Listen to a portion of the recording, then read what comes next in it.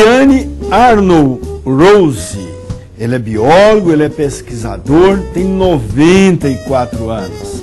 É o nosso entrevistado do Papo Dinâmico que começa agora.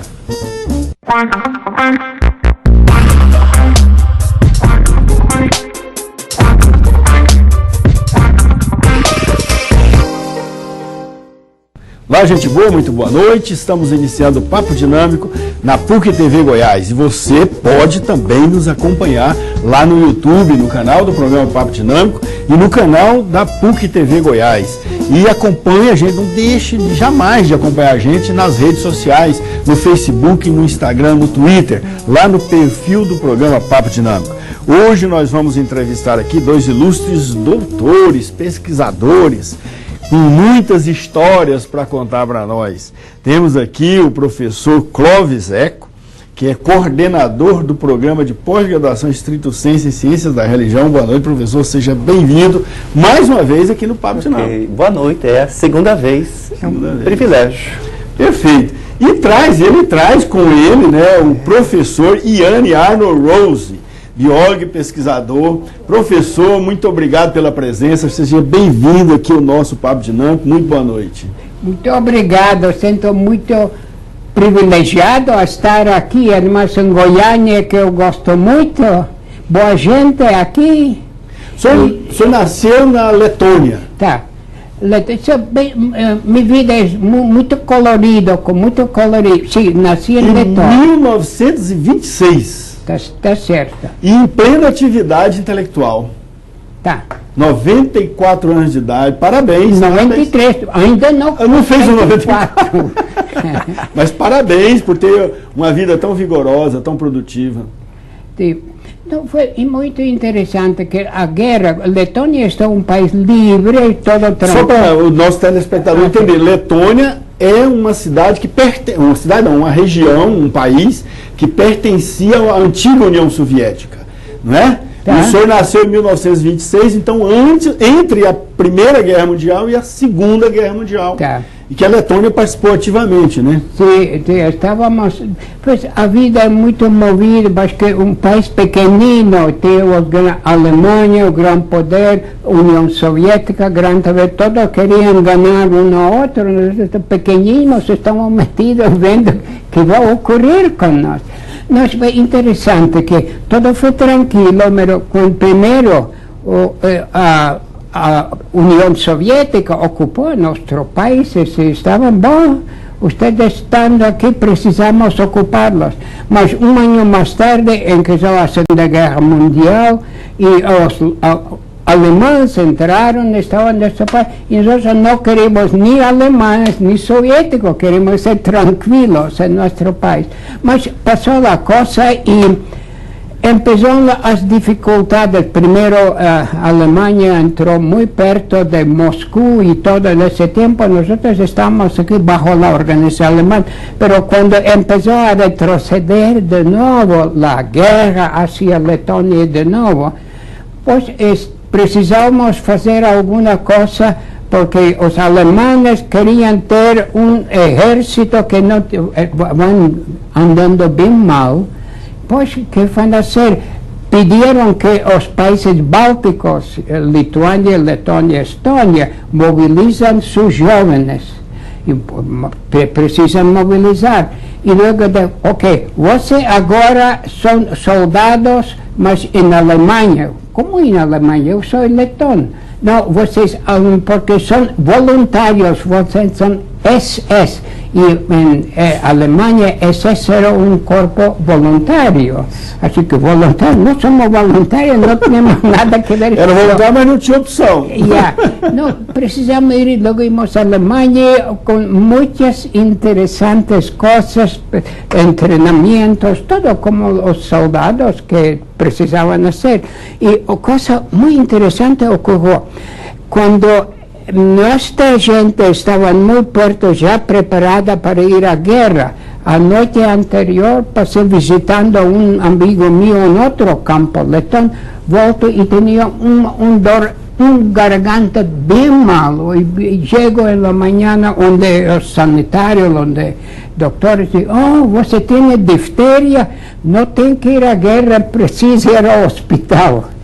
Claro, afortunadamente, fui ao hospital e quedei bastante tempo allá, hasta que minha unidade já foi à guerra. Então me mandaram a outra unidade, letona também.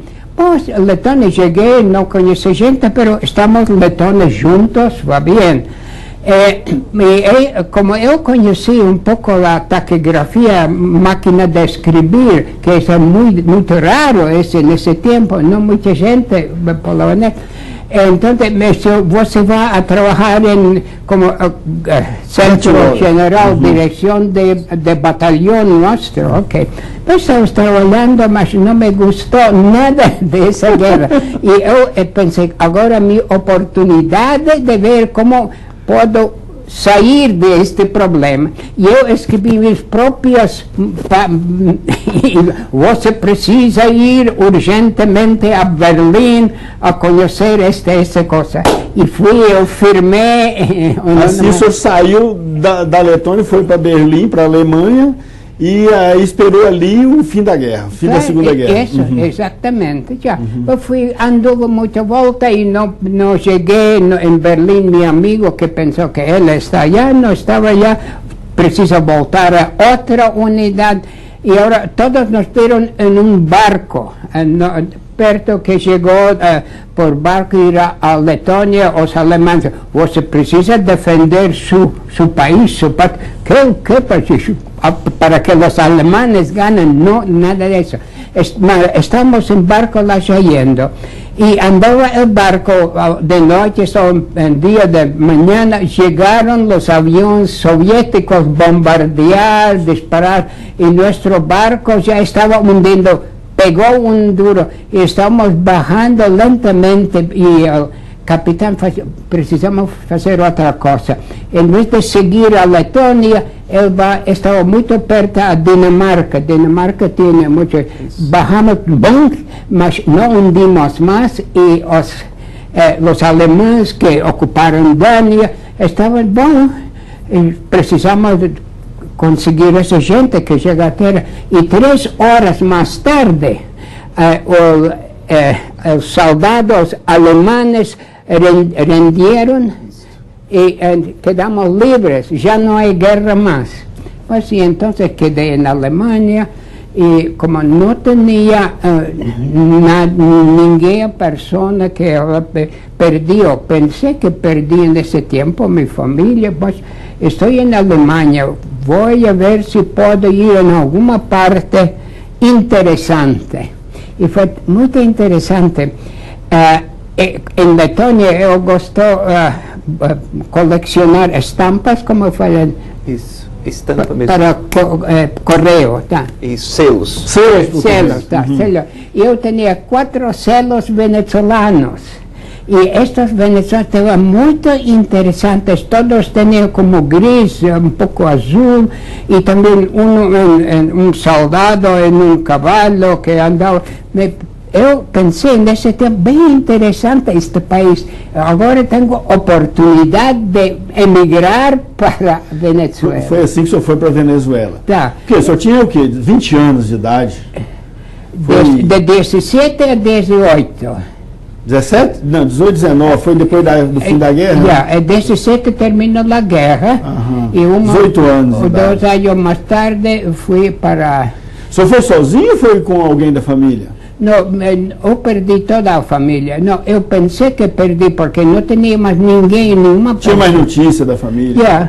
Não tem. Mas a guerra realmente é um desastre total. Uma confusão muito grande e mais de 2 milhões de pessoas não queriam voltar a seu país que estava ocupado por os soviéticos. E como comecei a estudar na universidade em Alemanha, biologia, então quando cheguei a Venezuela, como imigrante, empecé a pensar o que vou fazer para ver se me conecto com... Você foi para Caracas, em Venezuela? Sim, Caracas, mas tínhamos um campamento com um campamento de refugiados, está como fora de Caracas, em Maracay, nesse tempo. E bom, estamos já estou procurando, como havia outros 2 letones em meu grupo, todos os 3, e todos estamos em universidade. É a mesma universidade. Vocês eram universitários da Alemanha, né? Da Alemanha, e foram para a Venezuela como refugiados, e lá o governo de lá conseguiu abrigar vocês em alguma universidade lá. Exatamente. Já comecei a trabalhar lá e o interessante foi que éramos 3, e Venezuela, esse tempo, a Universidade Central de Venezuela, queria estabelecer uma nova especialidade, biologia. E como conhecimos isto, então entramos em biologia. 3 letones ajudaram a estabelecer uma escola de biologia com a Universidade Central de Venezuela. Como é que o senhor, foi através da biologia que o senhor chegou a estudar as cobras, né? Que o senhor é especialista em cobra coral, foi isso que eu vi, não é isso? Como é que o senhor chegou? Foi lá mesmo na Venezuela que o senhor se tornou um pesquisador de cobras corais? Já, porque o interessante é que eu pensei que eu tenho muito medo das Cobras, né? cobras. E quando eu estava fora em campamento, quando cheguei à universidade, porque eu tenho medo das cobras, preciso pesquisar isto, como penetrar mais profundamente com a ideia que eu tenho medo. E quando comecei a trabalhar com elas e tudo, me enamorei de elas, que foi muito como original algo. Tinha o símbolo de Ouroboros, de serpente que morde sua própria cola. Esse é o universo que nunca termina. Cada ponto é o centro deste. Em poucas palavras, eu gostei. Alguma cobra já picou o senhor? Sim, claro. Venenosa? Cobra venenosa? Sim, claro. Precisava pesquisar todo, absolutamente todo. Sim. E bom, esse passou e como passam as coisas. Eu comecei a escrever artigos sobre isso, escrevi 3 livros sobre as cobras que estavam... Cobras corais das Américas, traduzindo aqui da minha forma aqui, Biologia, Identificação e Venenos, um dos livros do senhor. Tá certo, sim. Certo? Agora, como é que o senhor chegou ao Brasil? O senhor é um dos fundadores aqui no Brasil do Instituto Ecológico Búzios Mata Atlântica. E foi um centro muito interessante. Fomos com minha esposa, fomos allá e primeiro precisamos reconhecer e honrar a natureza. Lá. E em Búzios, outra coisa interessante, estamos pesquisando, como minha esposa também é bióloga, estamos pesquisando a natureza de Búzios e encontramos um lugar bem denso com pau-brasil. E, claro, você conhece que pau-brasil deu nome a Brasil. Mas estava em perigo de... Extinção. Muito sério. E encontramos um lugar muito grande, estamos fazendo pesquisa ecológica de pau-brasil, organizamos uma reunião de biólogos de várias universidades ao redor e falamos que aqui temos um lugar, a gente estava muito surpreendida, que usualmente não é muito abundante o pau-brasil. Nós agora falamos, bom, aqui temos uma situação e estamos pesquisando, fazendo crescimento, distribuição, o que ecologicamente habla. E eles foram de volta a Rio e 2 anos mais tarde, governante de Rio de Janeiro declarou todo isso para o Brasil, graças ao nosso descobrimento Pois é, o senhor tem um epônimo, um bichinho que tem o nome do senhor, é isso? Como é que é? Eu vi isso na Wikipédia. E o Wikipédia é um site da internet aí que dá informações muito interessantes sobre pessoas, sobre conhecimento no geral. É uma enciclopédia, digamos, online, né? E lá está dizendo que o senhor deu um nome num bichinho chamado Amphisbaena rosei, que é uma homenagem ao senhor. O senhor conhece isso? O senhor descobriu um bicho um lagarto, uma minhoca. Desculpa. Olha que pede, eu acho que não está entendendo. Uma lagartixinha. Ah, eu tenho muitas lagartixinhas que têm meu nome. Tá? Isso. Bom, isso passa da vida na biologia. Mas o interessante, encontrei a Nelson, quando de Venezuela viajei, emigrei a Estados Unidos. Que é o professor Nelson, que é da PUC também. E que... Professor Nelson, que é professor aqui na PUC há muitos anos, né? Já foi pró-reitor de pós-graduação em pesquisa e hoje é coordenador do mestrado em... Agora eu esqueci o nome do mestrado, mas eu vou pegar com a produção, daqui a pouco a gente passa a informação exata. É o MAS, né? É o MAS.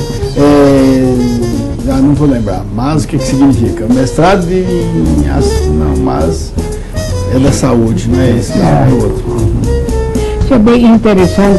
Eu conheci a Nelson em American Museum of Natural History, Museu de História Natural. Vamos fazer o seguinte, essa história interessante, a gente está devendo aqui a informação sobre o Dr. Nelson direitinho, que é o programa de mestrado. Nós vamos fazer um pequeno intervalo, durante o intervalo a gente esclarece essa dúvida e ao iniciar o intervalo a gente complementa essa informação e a gente vai ver aqui a experiência, a história do Dr. Iane, lá nos Estados Unidos e também no Brasil. Daqui a pouquinho a gente volta.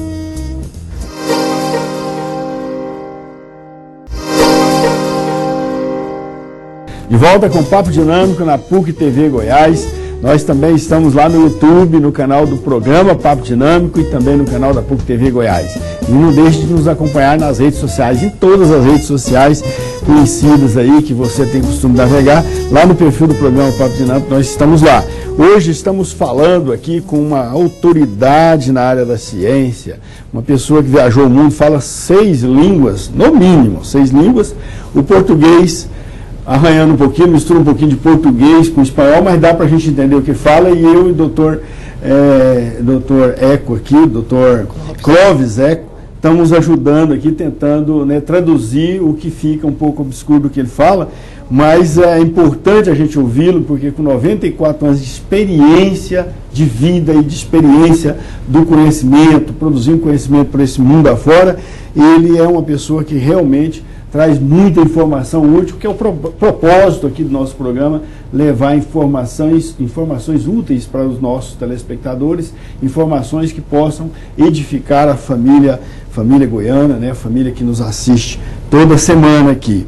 O doutor Iane Arnold Rose, biólogo e pesquisador, né, que fez carreira na Venezuela, nos Estados Unidos e aqui no Brasil.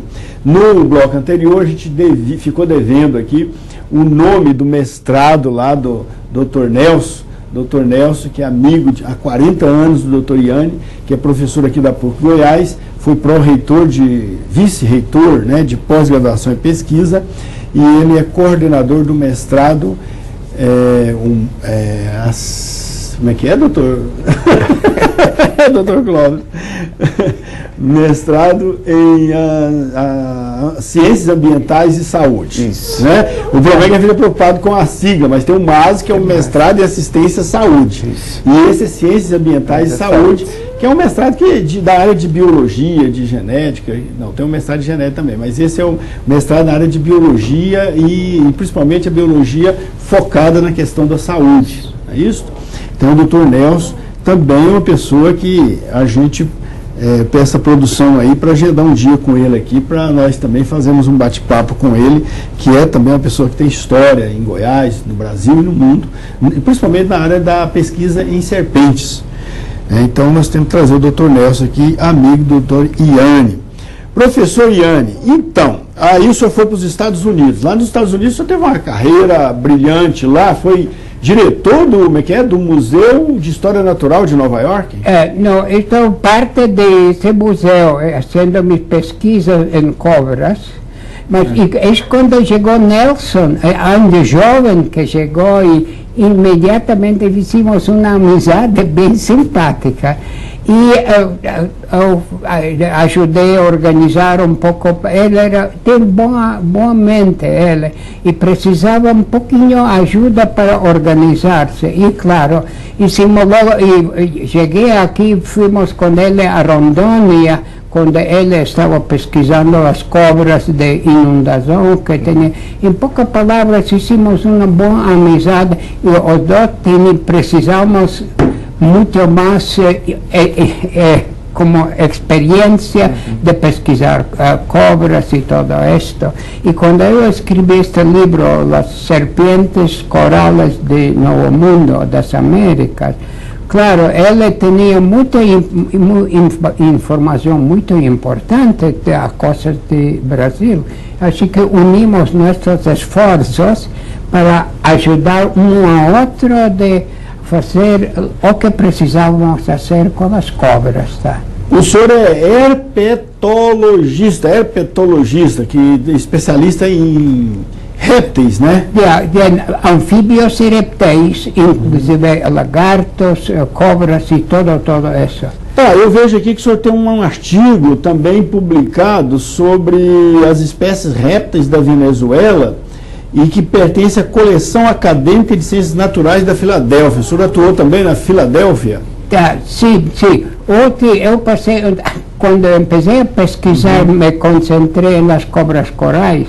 Precisava viajar por todos os museus, universidades, por todo o mundo, onde tinham nas coleções cobras corais. Precisava visitar, pesquisar como as cobras todas. Não foi um tempo muito interessante quando apareceu o livro de as cobras da América, continha todo o mais novo de elas. Isso passou já há anos. A gente sigue pesquisando, escrevendo novos lugares, novas cobras, tudo isso. Mas ainda tem a Bíblia de cobras corais, como elas falaram. O senhor escreveu um artigo que fala assim: ciência e fantasia sobre as serpentes da Venezuela. Por que fantasia?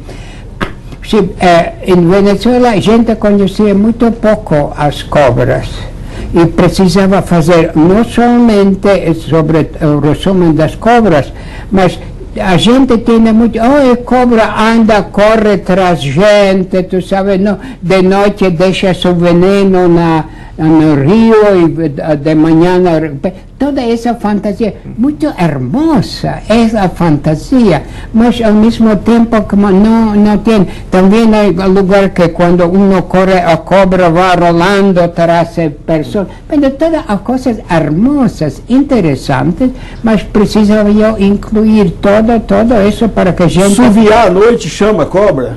Como? Assoviar, como é que fala? Assoviar. Chama cobras. Cobra não pode olhar. Não ouve. Cobra não pode. Nenhuma cobra pode olhar. E quando há os mambas, quando eles em Índia, e eles saem voando. Não, pero ela sente a vibração de música, a energia, e de isso aprende. Não pode olhar nada, cobra não pode ouvir nada. É porque há um folclore aqui em Goiás, no interior, nas fazendas, que não pode assoviar à noite, porque senão a cobra vem e vai dormir com a gente. O senhor conhece essa lenda? Também não sou quanto. Gente ainda não procede. Muitas coisas interessantes sobre as cobras. É uma coisa importante na cultura do povo. Toda essa compreensão é... Mas isso é folclore, não procede, que a cobra é tudo. Mas uma coisa interessante, eu fiz um DVD que se chama Serpente, Fear and Fascination, Medo e Fascinação. É todo um DVD que por um tempo estavam vendendo muito. A gente que conhecia cobras, essa estava perguntando, já passou essa também. Escuta, o senhor escreveu um artigo também, chama Evolução e Magia, o Caminho do Homem. Isso tem a ver com Darwin, com Teilhard de Chardin?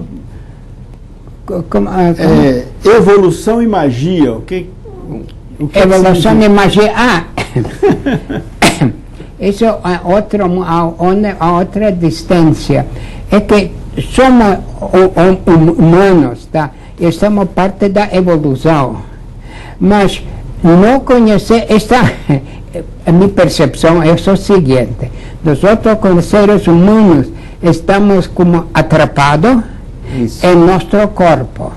E só podemos perceber que para ouvir e todo, e medir toda a ciência faz isso. Mas eu acho que temos outra dimensão muito adicional de ser humano. Uma coisa, a gente fala que temos como aura, como extra. Uma aura. Não se conhecia nada disso, mas a aviação de guerra de Estados Unidos encontraram maneira de conhecer, de ouvir esta aura. ¿Por quê? Porque esta aura é eletromagnética. E eletromagnético é invisível para nós, mas com instrumento especial se pode olhar. Assim que todos nós temos aura, e aura é de diferentes cores. E é muito interessante, não é demasiado largo para falar de isto, mas essa é a parte mais ampla de nós, que a intuição e tudo isso que podemos perceber vai através desta aura. E isso, por isso é muito interessante que falei também sobre. Durante esse tempo todo que o senhor pesquisa, quais as principais descobertas que o senhor fez assim para a vida e para a cultura? Descobertas. Isso.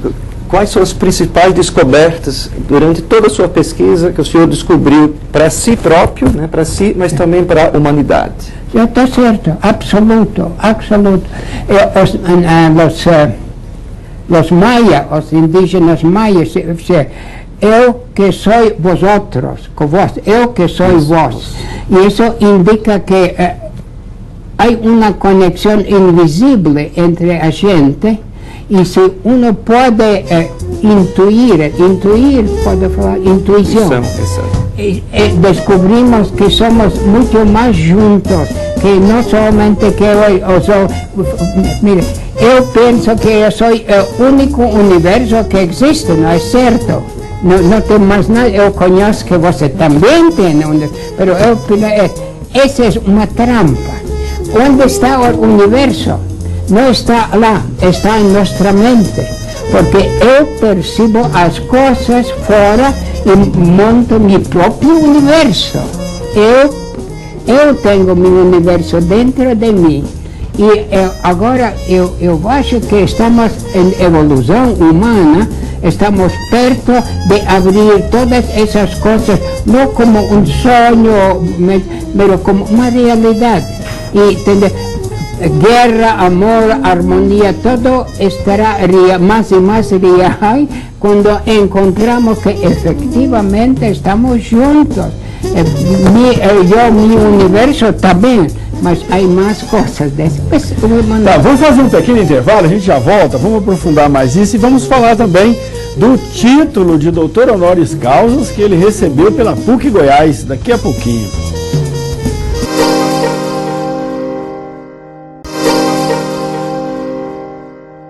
De volta com o Papo Dinâmico na PUC TV Goiás. Não deixe de acompanhar a gente nas redes sociais, no YouTube, no Instagram, no Twitter e no Facebook. Hoje estamos aqui com o Dr. Yanni Arnold Rose, pesquisador, biólogo e agora também filósofo, né? Ou teólogo, não sei como é que eu poderia dizer, né, professor? Teólogo, né? Teólogo, né? Teólogo. Então, como é que é? Se eu entendi bem, a gente e as nossas, quer dizer, e as nossas circunstâncias, ou melhor, o universo está dentro de nós. Como é que é essa relação de nós, de eu com o universo? Como é que é? O senhor falava no bloco anterior, eu achei muito interessante isso, que foi uma das descobertas que o senhor fez. Isso ocorreu logo depois que o senhor, digamos, encerrou a carreira de pesquisador de serpentes, aí o senhor passou a a trabalhar mais a espiritualidade, é isso? Vê uma coisa, sempre falamos ciência ou espiritualidade. É como uma moneda, se for o científico, espiritual ou religioso. Deve ser de Mas mônada. uma coisa que passa, que isso é uma unidade da vida. Se eu quito a espiritualidade, moneda não existe. Se quito a ciência, moneda não existe. Uma moeda, né? Estamos levando dentro de nosso coração as duas coisas. Nossa consciência, nossa intuição, tudo está unido. Yin Yang, você O senhor estudou Leibniz? de- Leibniz, acho que o senhor não conhece Leibniz, não, né? Não estudou, porque Leibniz fala exatamente disso, o Spinoza, que fala que a extensão e o pensamento são uma coisa só, não são duas coisas. A gente não está dividido entre corpo e alma. Alma e corpo acaba sendo uma integridade só. Acho que não ajudei. Bom, há muitas maneiras de perceber as coisas. E como eu falei, Yin Yang, você conhece o famoso Yin Yang, Yang, o branco, sim. negro e Sim. o dois. Que como seres humanos somos Yin Yang, porque temos as duas coisas dentro de nós mesmos. Não é como eu tenho uma coisa e outra coisa, não. Eu sou as duas coisas. Pois é, mas o senhor falava no bloco anterior assim, o universo está dentro de mim. Não, Como é que você me não explica? eu percebo o universo. Temos mais de 7 mil milhões de universos que andam individual. Isso é muito interessante quando um pensa. E eu acho que a evolução nossa vai mais abrindo-se, conhecendo melhor, não somente que a ciência, não somente que a religião fala, tudo está bem que fala, mas isso está abrindo-se. Em química é muito interessante que há duas substâncias, água e água, se põem junto, tem leite. Que é leite, não, substâncias que juntam precipitam a leite. Estamos procurando fabricar a leite de eternidade. Os dois põem juntos, e será isso. Tá, mas para o senhor, a eternidade é uma graça de Deus ou é possível a humanidade evoluir para a eternidade? Ok, eu fiz uma palestra aqui, Teilhard de Chardin. Isso. Era um religioso bem famoso, mas era cientista bem importante. O que ele falou é que toda a evolução vai caminhando junto. E ele falou Deus de terra e Deus de céu. São dois deuses, mas são a mesma coisa. E a evolução vai juntando, integrando-se. E quando chega ao ponto ômega, estamos todos juntos.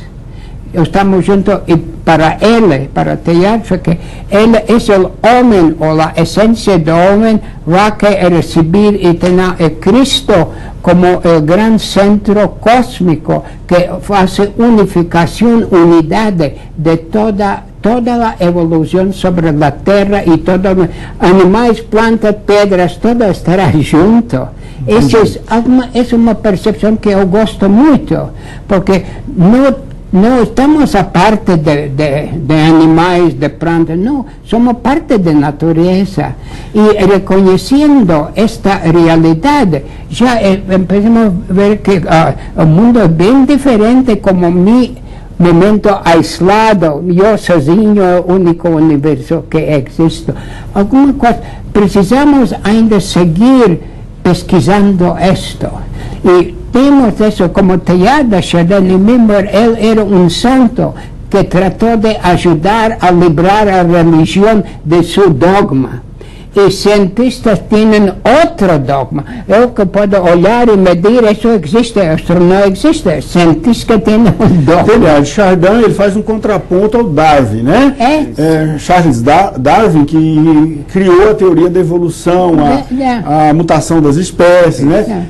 Mas Charles Darwin, ele é um herdeiro, digamos assim, do pensamento moderno, que exclui Deus do processo científico. Então a evolução caminha por conta própria, é uma coisa materialista, né? Já Teilhard Chardin fala, não, peraí, essa evolução vai aperfeiçoando e vai na direção de Deus. Quando ela ser perfeita, ela encontra Deus, né? É mais ou menos isso, eu acho. Sim. Não, ele não é contra Deus, mas ele estava em seu dogma. Exatamente. E religião tem uma dogma. 2 minutos eu falar uma coisa interessante. Havia um amigo que é um professor que um estudante dele perguntou: professor, como pode distinguir religião e espiritualidade? Ele disse: vai a falar com um jesuíta. Jesuíta, para que eu preciso dizer? Não fala para ele, mas pergunta essa mesma pergunta. Ele chega. E o jesuíta tem um sábio muito grande. Ele disse: mira, muito alto de uma montanha está baixando água. E esta água é a criação de Deus.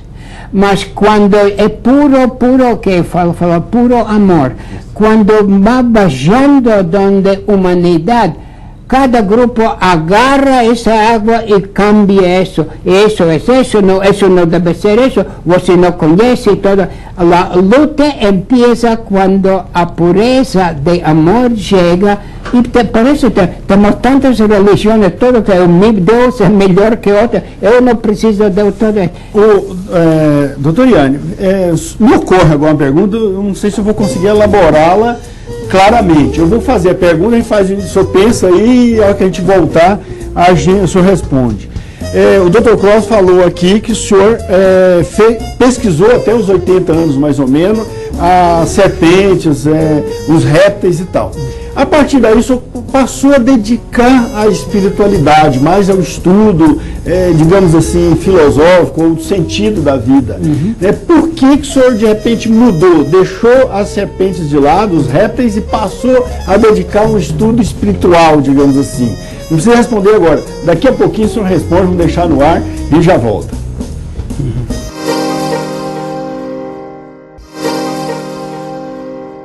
De volta com o Papo Dinâmico na PUC TV Goiás. Estamos aqui com o Dr. Yanni Arnold Rose. Dr. Yanni, que é biólogo, pesquisador, teve uma larga experiência no Museu Americano, né, História Natural das Nações Unidas. Ele que foi profissional, né, pesquisador associado ao Museu Americano de História Natural. Então, mas antes da gente voltar nesse negócio do museu aqui, eu queria saber por que de repente o senhor mudou, né, fazia pesquisa sobre répteis e serpentes e passou a dedicar à espiritualidade. Bom, uma coisa, espiritualidade não essa parte, essa outra coisa, lembre que falamos, isso está junto. E como seguimos separando as realidades, nunca chegamos à evolução ao seu ponto final, a grande integração da evolução. E eu acho que todos nós precisamos abrir nossa cabeça para novas ideias, nova percepção. Pois cada um de nós temos já marcado o que eu penso, o que eu quero, o que eu odio e tudo isto. Mas isso está uma grande unidade. E essa unidade incorpora espiritualidade, incorpora ciência, religião, e todo divertimento, arte, todo precisamos, eu acho, tem que olhar para trás. Não essa espiritualidade ou ciência. Eu ainda sigo com a ciência, escrevi como há 6 meses um artigo sobre as cobras, mas eu acho que eu sou mais completo incorporando tudo em mim, ação, em meu modo de pensar, em meu modo de ver. Mas há no senhor assim, uma convicção profunda de que tudo converge para Deus? Porque parece que Teilhard Chardin disse isso, né, que a evolução vai convergindo para a finalidade última, que é Deus. O senhor acredita nisso? Sí. Vou repetir o que eu falei. Dentro de nós temos um universo que eu estou olhando o que está, pero eu formo meu próprio universo. E neste universo não existe separação. Eu sou eu sozinho. Você também são universo, mas meu é sozinho. Esse sozinho, eu acho que temos que abrir e incorporar todo novo que posso pesquisar, novo que posso aprender, novo que posso amar e tudo o mais. É minha percepção. E vamos ver o que passa no mundo. Tá. Entendi. Tá, o senhor teve uma experiência importante lá em Nova York. Que trabalho o senhor fez lá no Museu de História Natural das Nações Unidas? Não, o museu me convidou a ir a Estados Unidos porque eles não tinham especialista em cobras em centro-norte de América do Sul, o centro. Mas que eu conheci mis cobras bastante bem, Venezuela, Colômbia, tudo isso. E eles convidaram porque não nos ajuda, que herpetologista não pode conhecer absolutamente todo, escolhe um tipo, um grupo ou uma realidade, os venenos, a ecologia, todo. Essa é como que a fragmentação da vida. E eu estava neste precisamente, eu quero que a fragmentação nossa vá gradualmente unindo-se em minha cabeça, portanto, meu universo levará isto como uma realidade minha, pero aberta. O senhor foi curador do museu nessa parte de serpente? Sim, claro. Okay. Claro, então tem serpentes expostas lá que foi o senhor que orientou? Eu andava em todos os continentes procurando mis cobras, fazendo pesquisas, medição, contando as escamas, tudo. É como todo um biólogo. Como é que o senhor se sente em ser um doutor honoris causa pela PUC Goiás? Boa pergunta. Não, primeiro, quando eles têm o simpósio internacional sobre cobras corais, me convidaram porque eu tinha escrito o livro Bíblia. Mas, outra coisa, eu acho que eles têm uma ideia que falo alguma mais, tenho compreensão de alguma coisa mais, o que você falou da espiritualidade. Mas minha espiritualidade não é essa parte, religião e não mais. Minha espiritualidade é a integração de tudo o que temos. E eu acho que, a meu modo de ver, que em uns 10 e 15 anos, nossa cultura irá abrindo-se mais e mais e mais. Há uma coisa muito interessante de tibetano, que eles, que é religião, que é mundo, que é Deus. Eles puseram 20 baldes, tá? 20, e tinha uma só lua que estava arriba. E em estes baldes mostravam a mesma lua, pero que chegou uma. Eu acho que estamos perto de uma situação que vamos abrir esta situação e falar, a minha lua é muito boa, mas é o mesmo que está reflexionando em esta coisa. Eu acho que estamos perto a isso. Não perto, mas estamos caminhando, estamos abrindo. Que ótimo. O senhor está dando uma série de palestras aqui na PUC Goiás nesses dias.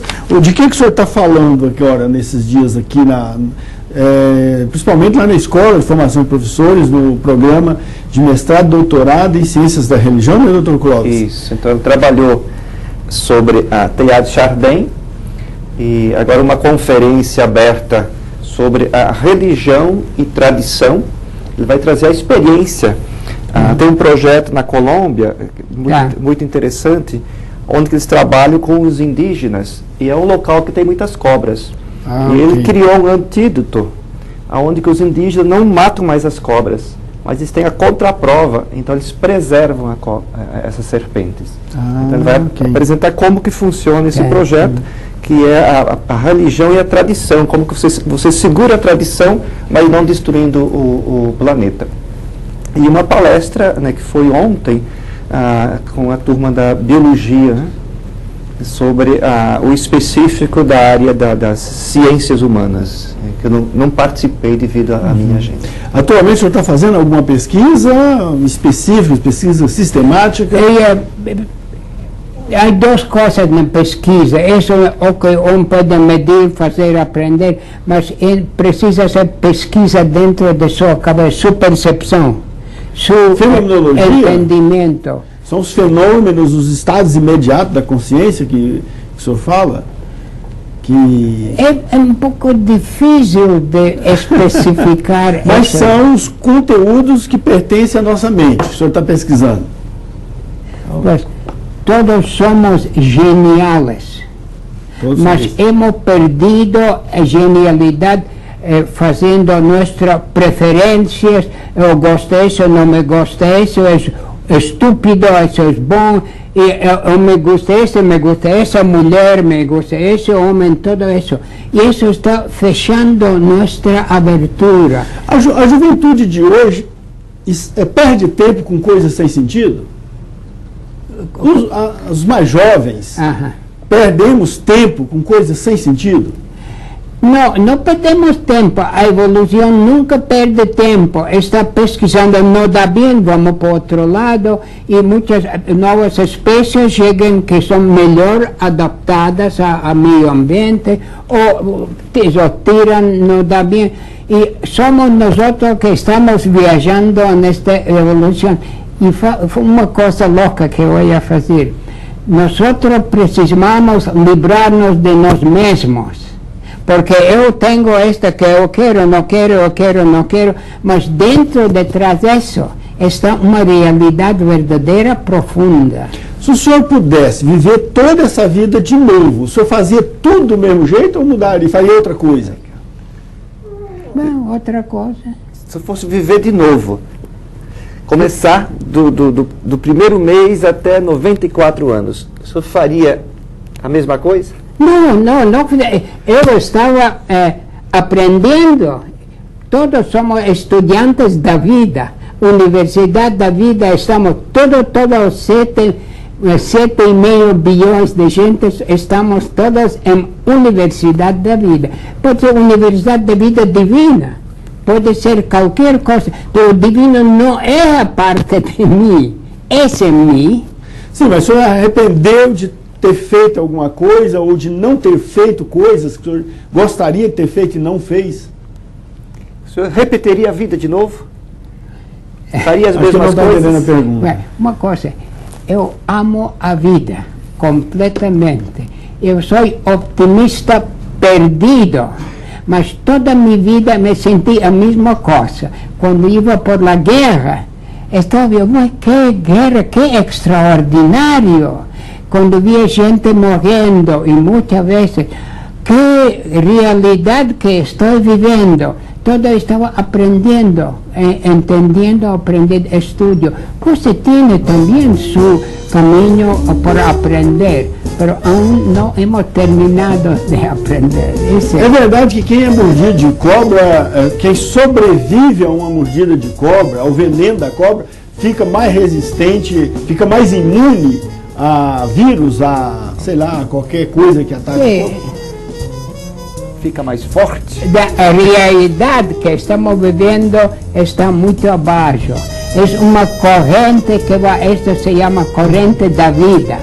E estamos só caminhando por esta vida com o que eu aprendi que preciso. Como meninos que estamos crescendo, quando quero a comida, dá-me comida. Estou aprendendo a manipular a vida. E cada um temos uma maneira diferente de manipular a vida. Tá bom. Precisamos livrar-nos desta. Olha, infelizmente nosso tempo está acabando. O senhor fica em Goiânia até quando?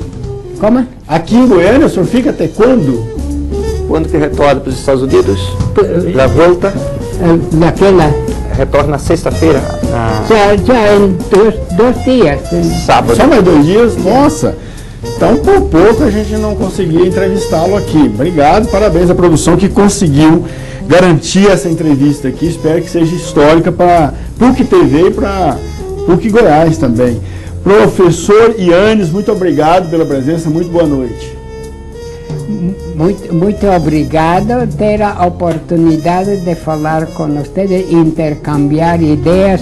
Me sinto honrado estar em PUC, em Goiânia. Perfeito. Sou boa gente aqui. Obrigado pela colaboração que deu aqui para nós.